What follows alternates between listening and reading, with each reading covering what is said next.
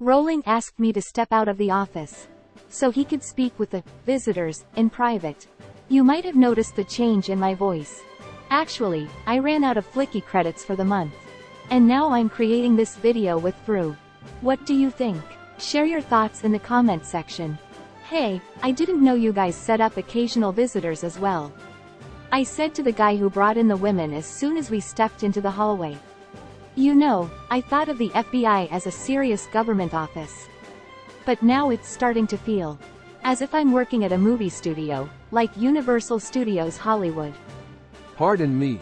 He frowned as if he didn't get what I was talking about. I know what this is all about.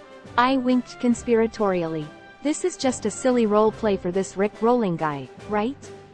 He's a head case who believes he's an FBI agent when, actually, he happens to be a mental patient who needs serious institutionalization.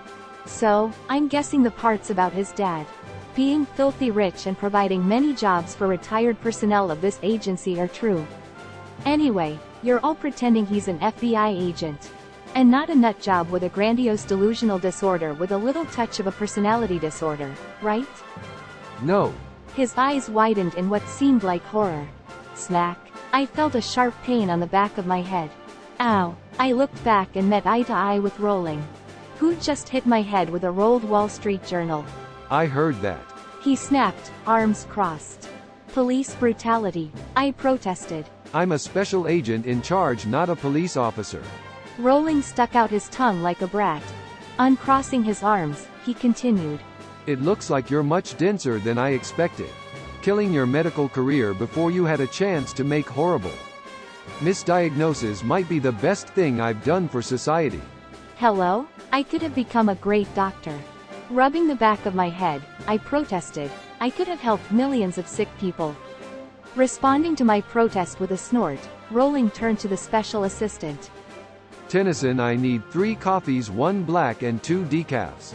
In addition, tell the Queen of Denial here more about her job description, so she understands the Paranormal Cases Division does exist in the FBI's New York field office. Also, it's safe to touch her so long as you're not a killer or a rapist who previously slipped through the cracks. If she keeps operating in a denial mode, you can just hit or kick her. Yes, sir. Come on, you can't just abuse me like I'm some sort of criminal, I protested. But Tennyson rushed me to the kitchenette and gave me a huge lecture about my job. When I was summoned back to Rowling's office 30 minutes later, I was slightly smarter than before. Okay, so it wasn't like my IQ level had significantly improved in such a short time. But at least I understood there was no way out of this job. To my astonishment, the Paranormal Cases Division did exist. After serving coffee to my new boss and his visitors, Tennyson took me to the special evidence room and showed me case files.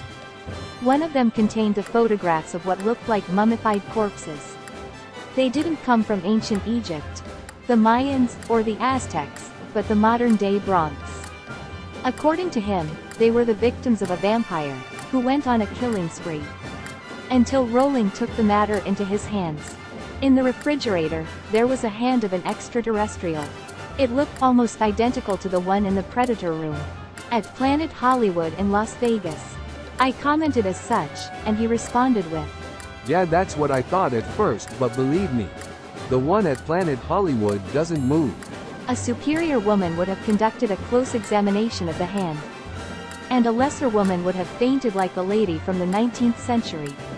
I was only myself, so I backed up when I caught a slight movement of the hand in a tamper-proof container.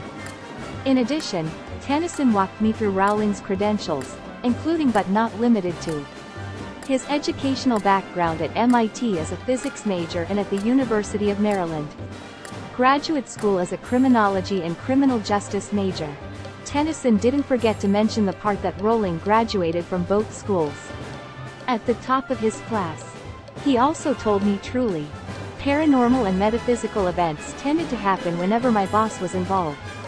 According to him, Rowling practically had every scandal and weakness of the top executives of the FBI, CIA, and even local police forces at his fingertips. Obtaining this kind of information was a piece of cake for him. by utilizing his own information network and that of USCAB's. So basically, he always got whatever he wanted. Even the director of the FBI in DC had no power over him. To make things even worse, Rowling's case closure rate was slightly higher than 100%. The case closure rate cannot surpass 100%, I pointed out. That's mathematically impossible. Yes, it can.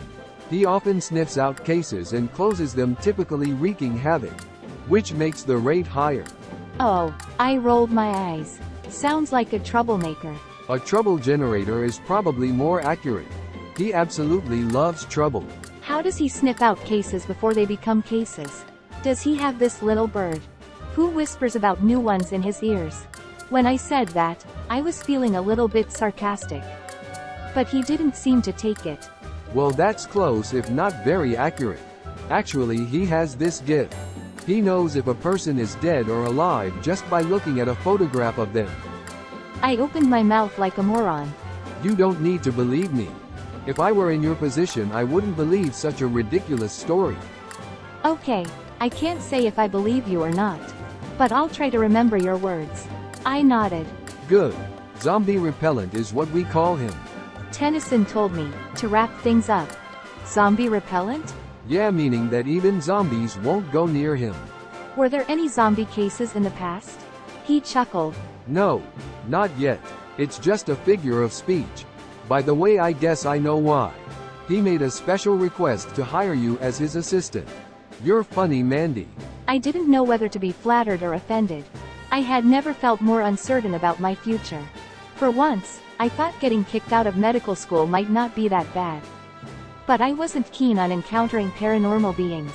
I found myself wondering which would be worse, dealing with drug addicts and sick people, or possibly dealing with blood-sucking monsters. OMG. I thought my boss was a head case, but I was so wrong. Who could have imagined he is practically a genius? So, what is the purpose of the visitors? Am I going to investigate my first case with Rick rolling? Stay tuned for the next episode. I'm really hoping my boss can use his special skills to keep the zombies and all other creepy things at bay and keep me safe from harm. In the meantime, I'll just keep on surviving. Thank you for watching. See you tomorrow.